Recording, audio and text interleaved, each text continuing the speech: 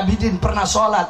Ketika beliau sholat, rumahnya angus kebakaran. Bapak-bapak, ibu-ibu, rumahnya angus kebakar. Beliau tetap dalam posisi sholat. Ketika selesai sholat, Assalamualaikum warahmatullahi. Ditanya, ya imam, apakah kau tidak merasakan panas kobaran api yang begitu besar ketika rumahmu terbakar?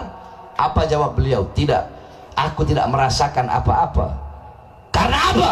Karena ketika aku sholat, aku sedang membayangkan begitu panasnya api neraka, sehingga aku tidak merasakan panasnya api dunia.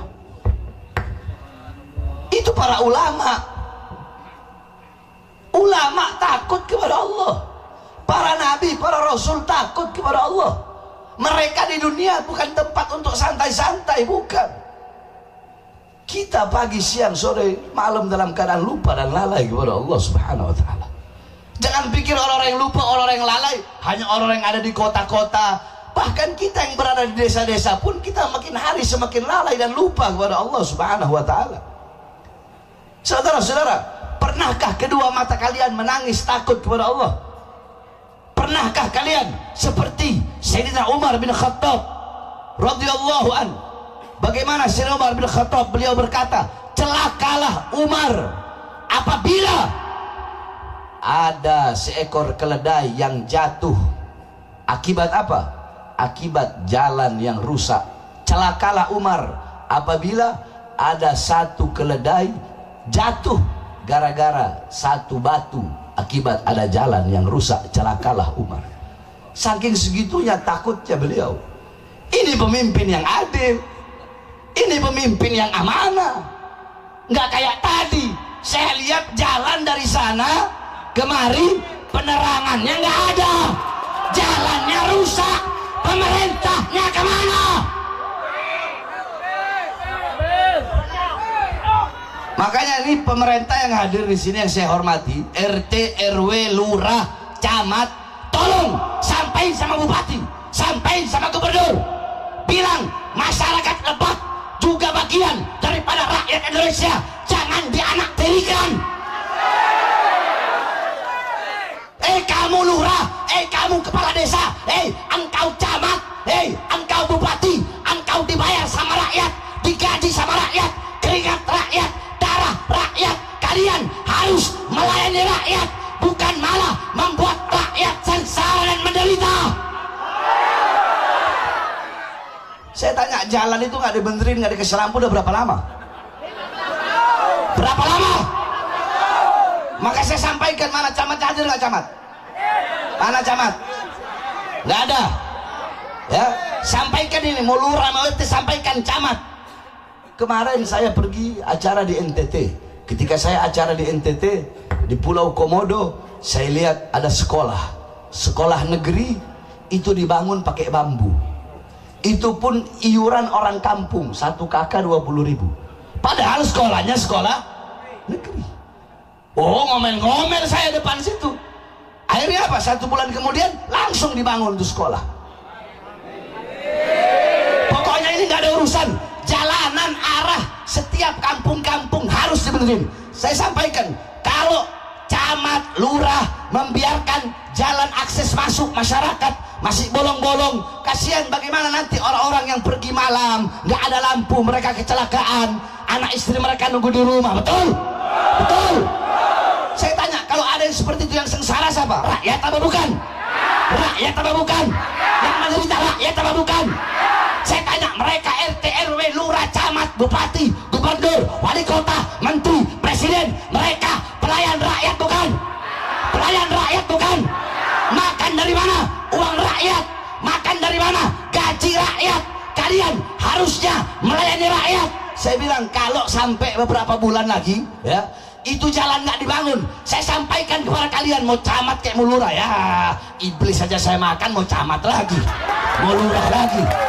Saya sampaikan, ini semua semata-mata demi rakyat, demi masyarakat. Saya bilang, kalau dalam 1 bulan itu jalanan nggak dibangun, nggak dikasih penerangan, sama-sama kita datang, kita geruduk kantor camatnya, saudara-saudara. Allahu Akbar. Baru geruduk kantor camat. Saya demi bangsa, demi rakyat di penjara, udah berkali-kali di penjara, saudara-saudara. Berusaha dibunuh berkali-kali, diancam, dihina, dicaci, dimaki, diborgol tangan, borgol perut, borgol kaki, nggak ada masalah, enteng kecil, apalagi ini camat. Kenapa? Ketidakadilan harus dilawan. Ketidakadilan harus, jangan dibiarkan, jangan. Makanya kalian ini para pemuda-pemudi harus dari kecil tanamkan dalam hati kalian hubbul waton, kecintaan kepada tanah air, kecintaan kepada masyarakat, kecintaan kepada rakyat. Jangan nafsi-nafsi. Kalian lihat penderitaan rakyat, lihat penderitaan rakyat yang susah. Kalian anak-anak muda adalah generasi ke depan. Kalian syubbanul yawm rijalul ghad, pemimpin pemuda-pemuda sekarang adalah pemimpin-pemimpin di masa depan. Kalau anak-anak mudanya peduli dari sekarang, peduli kepada rakyat, peduli masyarakat, peduli keadaan kampungnya, peduli keadaan desanya, maka kalian harus berani untuk apa? Untuk menegakkan keadilan. Kalau nggak sampai lingkup ini, lingkup desa saja dulu, lingkup RT, lingkup RW, lingkup kelurahan, lingkup desa, lingkup camat. Tegakkan keadilan.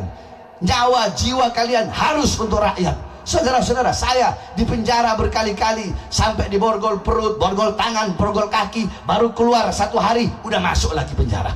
Baru keluar belum nyampe sebulan masuk lagi, keluar belum nyampe ini masuk lagi, keluar masuk, keluar masuk. Waktu saya habis di penjara terpisah dengan anak istri. Kenapa? Karena saya bela rakyat yang susah, rakyat yang kelaparan, rakyat yang menderita. Saya sampaikan kebenaran demi rakyat, demi masyarakat. Jangankan hanya di penjara, nyawa saya, jiwa saya, darah saya murah harganya, tumpah untuk bangsa dan rakyat Indonesia. Allahu Akbar, Allahu Akbar. Masyarakat Banten siap tegakkan keadilan, siap sampaikan kebenaran. Allahu Akbar. Camat-camat, aing teu mau tahu.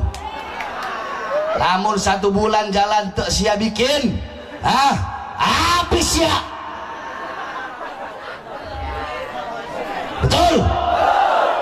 Emang jalan dibangun buat saya? Enggak kan? Buat masyarakat bukan? Dikasih penerangan buat siapa?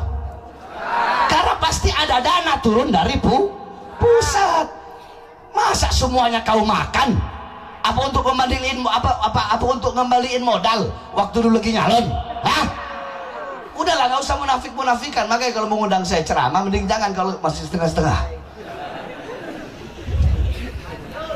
Betul? Betul? Makanya saya nggak mau tahu lurah, camat sampaikan ini. Itu jalanan bangun untuk warga, untuk masyarakat. Kasihan masyarakat. Udah susah, jangan lagi dibikin tambah susah. Masyarakat ini, rakyat ini udah susah. Betul? Jangan lagi dibikin tambah susah. Kalian enak, kalian tidur, AC apa semua. Lihat rakyat, lihat masyarakat. Mereka kelaparan. Suami-suami mereka pergi pagi, kehujanan, kepanasan, cari nafkah untuk anak istri mereka. Apa? Karena mereka mau memberi makan uang halal buat anak dan istri mereka. Makanya saya sampaikan kepada kalian ibu-ibu,